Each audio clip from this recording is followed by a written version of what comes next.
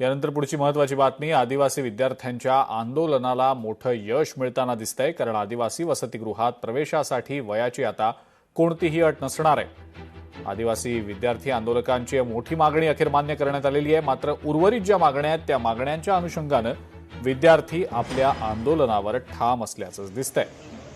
वयाची अट घालणारा निर्णय स्थगित केला गेल्याचं आदिवासी विकास मंत्री अशोक उईके यांनी सांगितलेलं आहे। 30 वर्ष वयापर्यंतच्या अटीला अखेर स्थगिती दिल्याचं आदिवासी विकास मंत्री अशोक उईके यांनी माहिती देत सांगितलंय। मात्र विद्यार्थी त्यांच्या उर्वरित मागण्यांसाठी आंदोलनावर ठाम असल्याचं दिसतंय।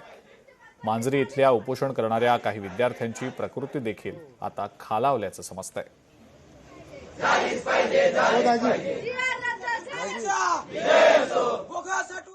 शासन निर्णयाच्या अधीन राहून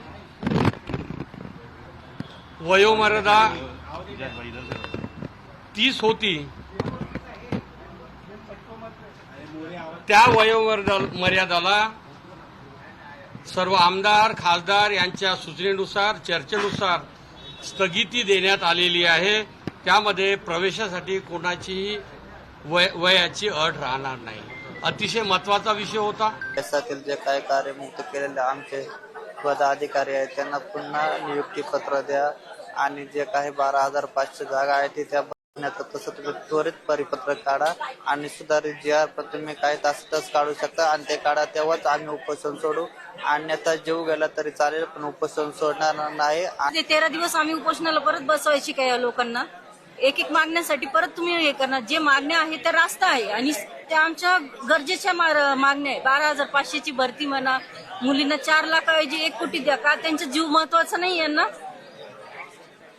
जिथे तुम्ही विकास करायला त्यावेळेस तुम्हाला आदिवासींच्या जमिनी पाहिजे, त्यावेळेस तुम्ही सरळ 1200 कोटी कुंभमेळा निघतो, तिथं कोटी कोटी तुम्ही हे करतात। मी तर तुम्हाला वसतिगृह बांधायला काय हरकत आहे? मंत्री महोदय साहेबांनी जाहीर केले की आम्ही वयाच्या अटीवरती स्थगिती आणतोय, त्यासाठी मी सर्वांच्या वतीने त्यांना धन्यवाद देते।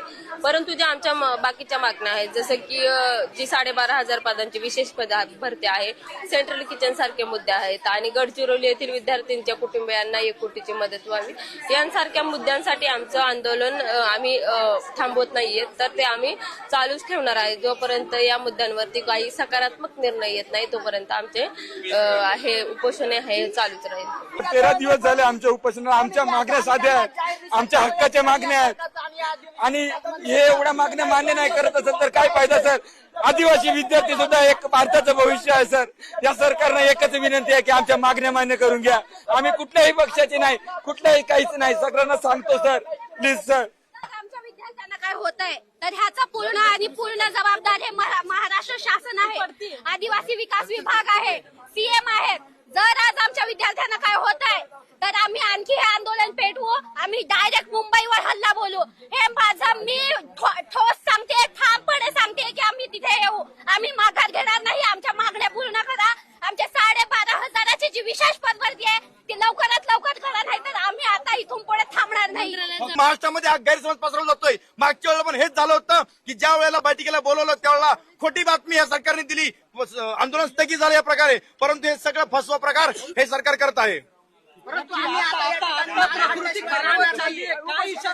जीव गेला तरी 72, जीव गेला तरी 72 पण मागे हटणार नाही, जीव गेला तरी 72 पण मागे हटणार नाही। सरकार जे म्हणायचे, जे त्यांना करायचे ते तुमच्या तोंडून ते मान्य करून घेतात, पण तुमचे सर्व प्रतिनिधी हे ढीठ होते, ते मंत्र्यांना घाबरले नाही, तुमची बाजू भक्कमपणे मांडत होते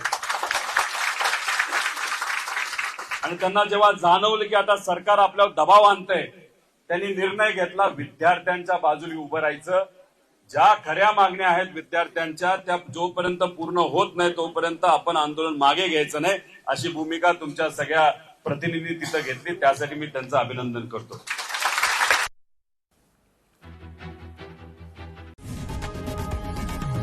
लोकशाही मराठी ऐका, पहा, जागरूक रहा।